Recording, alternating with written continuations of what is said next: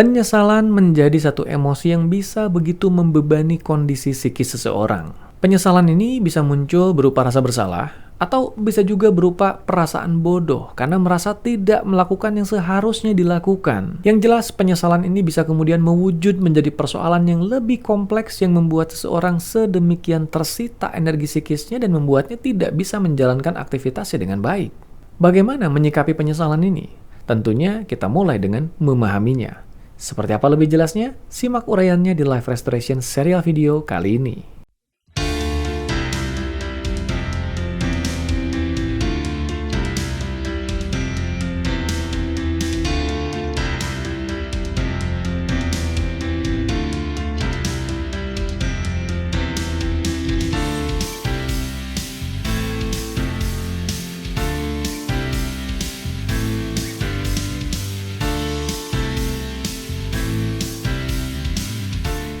Halo para sahabat sekalian, dimanapun Anda berada, kembali berjumpa di akhir minggu kali ini bersama saya Algus Kanalendra, seperti biasa di Life Restoration serial video yang menghadirkan berbagai inspirasi seputar restorasi kehidupan dan transformasi diri. Dan sebagaimana kita sudah biasa melakukannya di berbagai episode sebelumnya, begitu juga di episode kali ini sudah ada sebuah tema pilihan yang akan kita kupas untuk menemani akhir minggu Anda, di mana tema ini akan membicarakan sesuatu yang cukup sensitif dan mendalam karena ia berhubungan dengan penyesalan. Iya, penyesalan menjadi satu jenis emosi yang sering kali diungkapkan oleh para klien saya yang membuat mereka sedemikian sulit untuk bisa menikmati kehidupan dan menjalani aktivitasnya dengan baik karena energi psikis mereka tersita oleh sebuah beban yang bernama rasa menyesal ini. Ketika dibiarkan berlarut-larut, maka penyesalan ini bisa mewujud menjadi berbagai bentuk yang lebih buruk lagi. Bisa menjadikan seseorang sulit fokus, sulit beristirahat, atau bahkan melakukan berbagai perilaku yang jadinya membawa kerugian pada diri sendiri untuk menutupi rasa tidak nyaman dari ekspresi penyesalan ini. Bukan hal yang mudah untuk bisa menyikapi penyesalan ini karena memang ia membawa sebuah beban emosi yang sedemikian besarnya. Itulah kenapa saya memutuskan untuk mengangkatnya di bahasan di Life Restoration serial video episode kali ini. Dan seperti biasa, tema ini pun diangkat bukan tanpa sebab, melainkan untuk memenuhi permintaan dari salah seorang subscriber saya di YouTube channel ini, yang juga menjadi follower saya di Instagram saya @alguska, yang meminta saya mengangkat tema yang satu ini. Hal ini juga membawa sebuah pesan penting kalau Anda punya pertanyaan atau mungkin sebuah saran usulan apapun mengenai tema-tema pilihan yang ingin diangkat di Life Restoration serial video atau Life Restoration podcast, silakan tuliskan jawabannya di kolom komentar. Kalau memang pertanyaan itu sejalan dengan tema dari YouTube channel ini dan juga masih menjadi tema yang saya kuasai, maka kenapa tidak? Saya akan luangkan waktu khusus untuk mencoba membuat sebuah episode yang mengulas berbagai tema-tema yang Anda tanyakan atau sarankan itu. Tidak lupa, saya juga mengajak Anda untuk subscribe dulu YouTube channel ini, Algus Kanalendra, kalau Anda belum subscribe, dan aktifkan lonceng notifikasinya.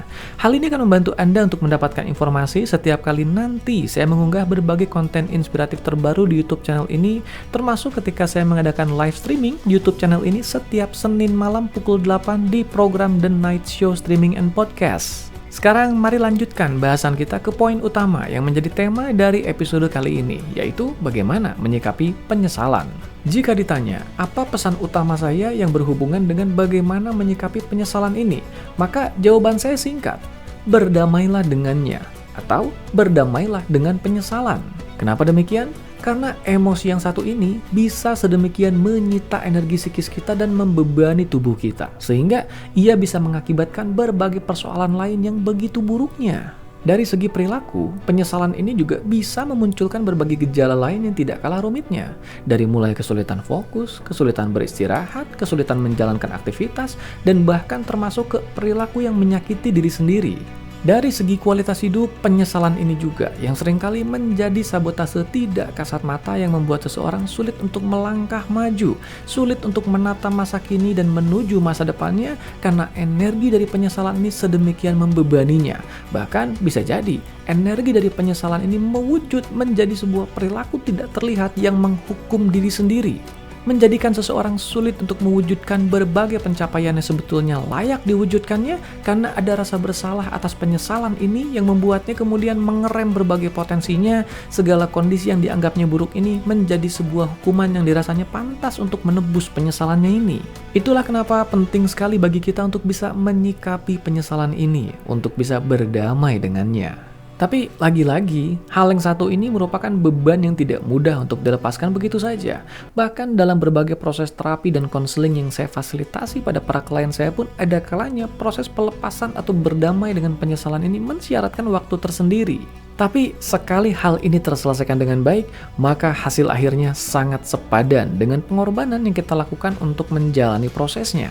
Beban yang selama ini ada terlepaskan, energi psikis kembali mengalir lancar, dan kita pun memasuki sebuah kondisi di mana kita mengizinkan diri kita untuk bisa menjadi lebih baik dan mewujudkan berbagai hal yang selama ini layak kita wujudkan karena kita sudah tidak terbebani lagi dengan sebuah gejala menghukum diri sendiri tadi. Untuk itu, ada 3 hal penting yang akan saya bagikan di episode kali ini yang menjadi esensi dari berdamai dengan penyesalan.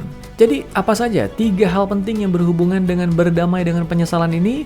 Saya menyebutnya sebagai memahami, menyadari, dan menerima.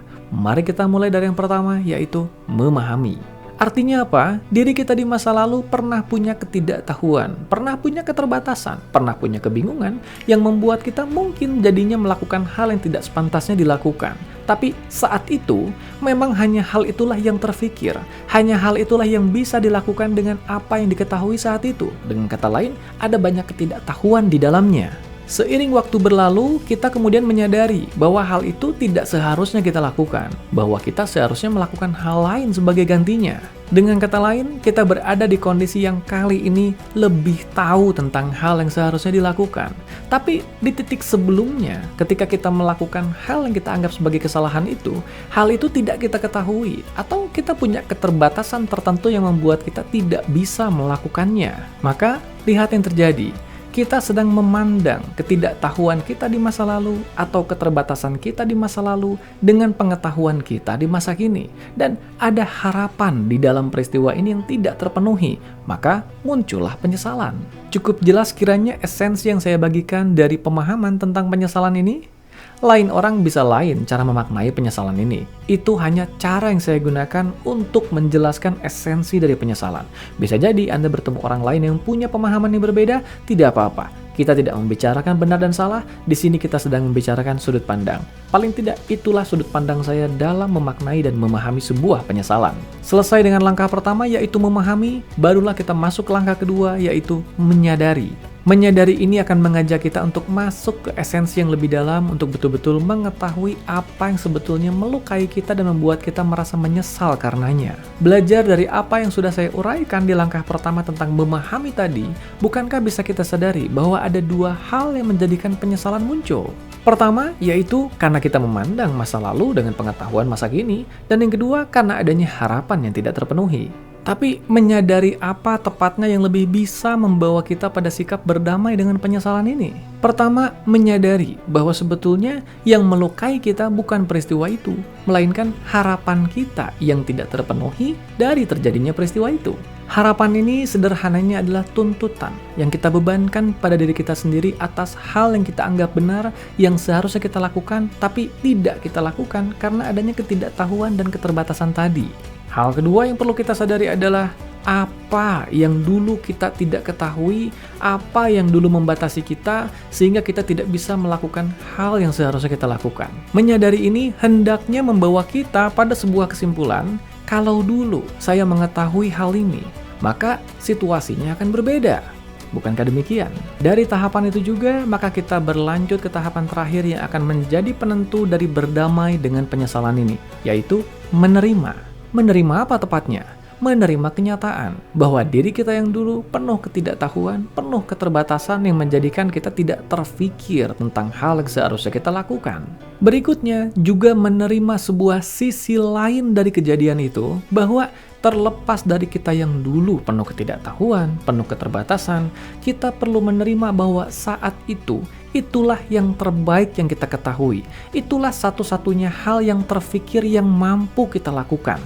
Sekali lagi, saat itu, Saat itu, itulah hal terbaik yang bisa kita lakukan dengan segala keterbatasan dan ketidaktahuan yang ada saat itu. Maka bentuk lebih lanjut dari sikap menerima ini yaitu memaklumi. Karena memang terlepas dari apapun itu, diri kita yang dulu sudah melakukan yang terbaik. Saat itu, itulah yang terbaik yang bisa kita lakukan. Kita baru menyadari bukan itu hal yang seharusnya kita lakukan di kemudian waktu setelah kita menjadi lebih tahu. Tidak kalah pentingnya juga menerima bahwa ternyata yang menyakiti kita adalah harapan atau tuntutan kita sendiri yang kita bebankan pada diri kita di masa lalu dan di masa kini atas hal yang seharusnya terjadi. Padahal bisa jadi apa yang kita pikir yang seharusnya terjadi bukanlah yang menurut Tuhan Sang Maha Pencipta yang seharusnya terjadi. Ingat, manusia punya rencana, manusia punya keinginan, manusia punya tuntutan, Tuhan yang menentukan. Bisa jadi, hal yang kita anggap sebagai hal yang tidak seharusnya itulah yang menurut Tuhan yang seharusnya terjadi. Kalaupun hal itu tidak terjadi, apakah yakin ada jaminan bahwa segala sesuatunya akan jadi lebih baik? Kalau kita mengatakan pasti lebih baik, sama saja kita sedang mencoba melangkahi ketetapan Tuhan dengan mencoba menjadikan diri kita seolah-olah Tuhan yang maha mengetahui segala sesuatu. Sadari seberapa tahu pun diri kita di masa kini, tetap saja sebagai manusia kita selalu punya keterbatasan. Kita selalu punya ketidaktahuan. Salah satu ketidaktahuan ini adalah kita tidak tahu rencana Tuhan atas diri kita. Bisa jadi, kalau saat itu hal itu tidak terjadi, maka segala kondisi kita saat ini bisa berbeda adanya. Bisa jadi ada kehilangan lain yang lebih besar, atau bisa jadi ada berbagai hal lain yang kita sendiri tidak tahu tentunya.